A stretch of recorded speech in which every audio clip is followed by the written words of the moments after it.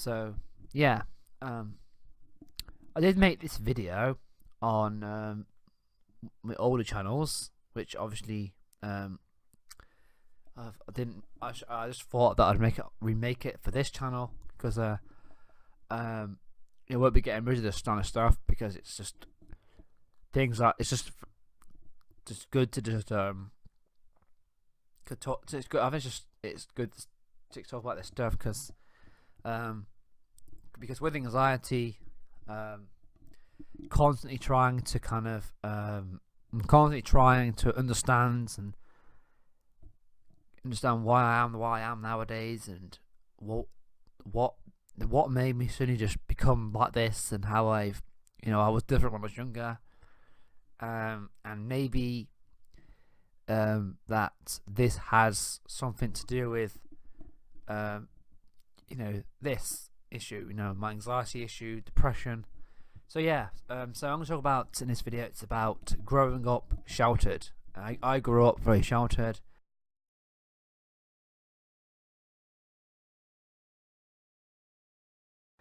And I think that maybe one of the reasons why I have anxiety, it could be one of the reasons why I have anxiety and depression.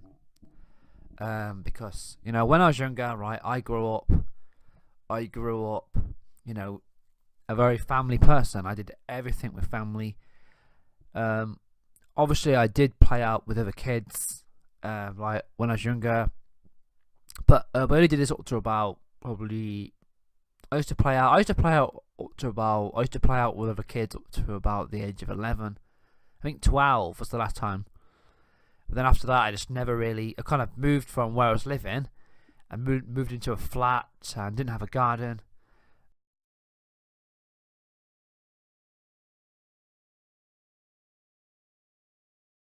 And lost all the friends we had in that area. Of any friends we did have, we lost all those friends. Like me and my brothers and sister, we all lost those friends we had. I used to play out with other kids in the streets, and I remember there's in like the back garden. There used to be like this over like there's like I think it's like 3 gardens down. And it's like there used to be this old people's home. And it was like quite high up, and it's like it had this like it must have been like a loft or a top room. I remember this girl. There used to also be this girl that used to be up there. It's like this teenage girl. I was like 11, 12 at the time. This teenage girl up there, and I used to always like wave over. I used to like wave over to her. She likes to wave back, and it's funny. I remember playing out in the streets and other kids and stuff. Sometimes girls even. I'd hang out. Girls would be hanging around. You just like. Well, I wouldn't hang with them, but you just kind of like. Well, sometimes it depends. You would like sometimes. So there's all girls, always like girls around, and and stuff. And I remember I was a little kid, and when I was like really younger, about 6, 7. My dad used to take me and my brothers and all that to the park, and but sometimes if you see like there's a girl in the park, I'd get her to chase me. I used to literally, I'm not making it up, I used to literally go, "Bet you can't catch me." It's all like that, or kind of, "I bet you can't catch me," and I used to like get her to chase me around the park, and it's funny. I literally used to do that. And now I'm afraid to talk to. I'm afraid to talk to females now. I can't even talk to women. As much. I wasn't shy. But yeah, I used to get them to chase me and stuff, and I used to hang out with the kids in the streets, and yeah. So after I moved out from that house that I lived in, I used to live in this house, and it had a garden. It was a big house. It was quite a big house actually. It was like it had 3 floors, and it had lots of. I think it had like 3, 4. Yeah, 4. It had 5 upstairs rooms. Like I think there's a loft and a top room at the top. Then there's there's like one of those rooms where it's got like a real small room. It's got like a window on the top.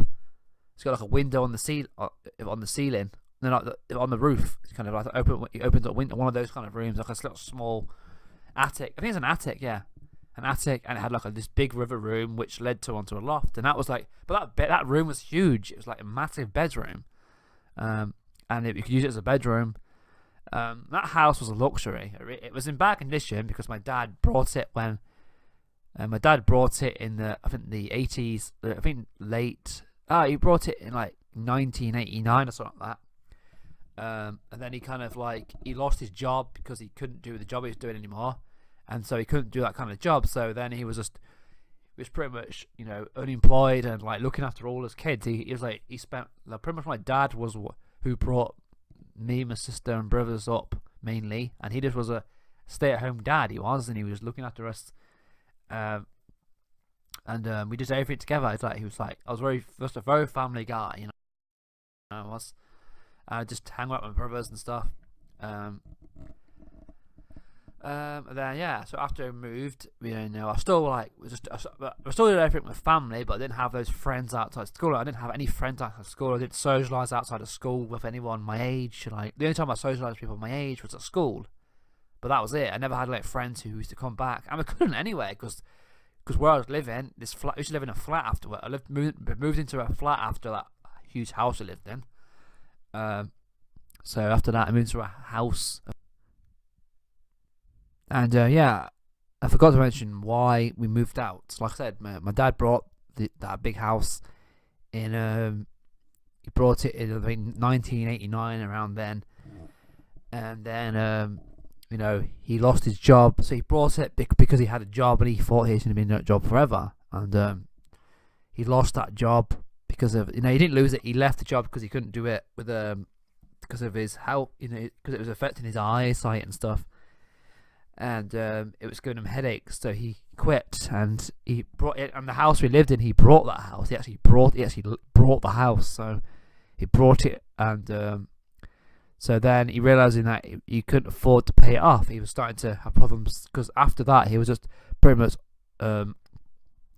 getting child benefit for all his kids. He has 4 kids, so he was so that's how he's able to bring us up, with child benefits. So he was just he was unemployed. He wasn't working. He was doing the odd job. He was doing like papers. He was doing like delivering papers and stuff for a long time, and he was just living off benefits, and he had 4 kids, so each child got child benefits. So that's how he managed to bring us up. All right.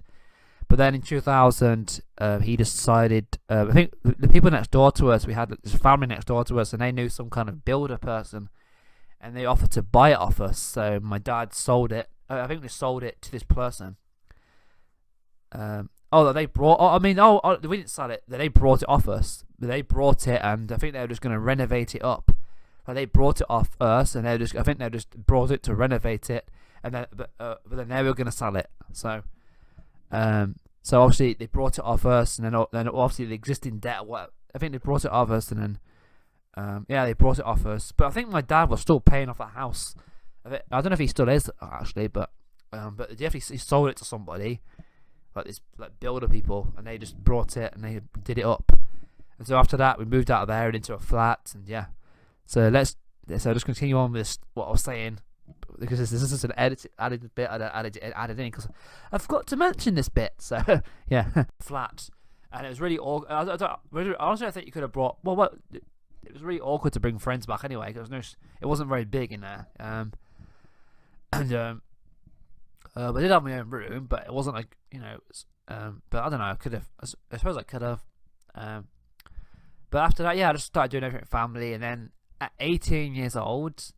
I was still living at home. I was actually living in a house again by then. So in 2000, I used to live in this big house from about I think my dad and all that. I think we moved into that giant house in 1989, I believe it was. Then we were in there all the way to the year 2000, and then in 2000, I moved into a flat, which I was 13 at the time. I moved into a flat. So I moved out that giant house when I was 13. Moved into a flat, and then I lived in a flat for a couple of years, and in 2002 I moved into another house, and you can see in this picture I'm going to show you, this is the other house I live. This is like the second house with a garden. This is the house I lived in before I moved. I pretty much moved out and lived on my own completely. So that was the house I lived in when I was still living there at 18. And on my 18th birthday, my dad put my name down on a housing association list, which is a council property. And then by the July of that year, I got offered a property, and I moved out in the July of that year, and I was on my own. I've gone from living at home to being just doing everything with family and stuff. Not having any friends anymore. I had no friends. I had no friends outside. There was no longer a school anymore. I was 18. I'd have already left school a couple of years before. I had no friends. I had no friends at the time, and and I was just made to move out on my own. I had no friends. I had no girlfriend. I don't have a girlfriend now either, which is mainly due to anxiety issue. Right now. But yeah, I was made to move out on my own, and I had no friends. I had no girlfriend.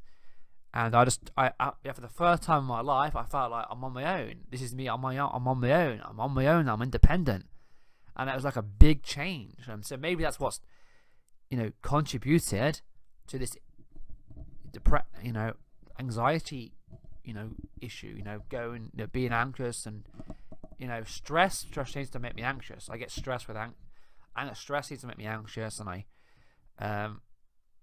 So I don't know. I mean, maybe it's change. I think I'm not very good with change either. So also I moved out. I lived on my own. I was in a bed sit on my own for 5 years, until I moved into here. So I was in that bed sit from 2005 to 2010. But then in 2010 I moved into here with my sister. So I now live with my sister. She's 4 years younger than me. So she's she's nearly 28. So she's my younger sister, and so we're living in here since then, and my anxiety was already bad by the time before moving to here. The anxiety had just started to get bad. So it just makes you wonder if the life change, and from just growing up from being sheltered and doing everything with family, and and just being on your own, just the realization. Just coming to the realization that I'm on my own now. This is going to be my life for the rest of my life, and this is going to be how it's going to be for the rest of my life. And it kind of makes you depressed, But also, once I moved out, though, I actually actively started looking for a girlfriend. So I was on dating sites, and I met 5 women online, and a lot of that didn't work out, but I did date. I have experienced dating, so none of it didn't work out with a lot of them, and it was obviously.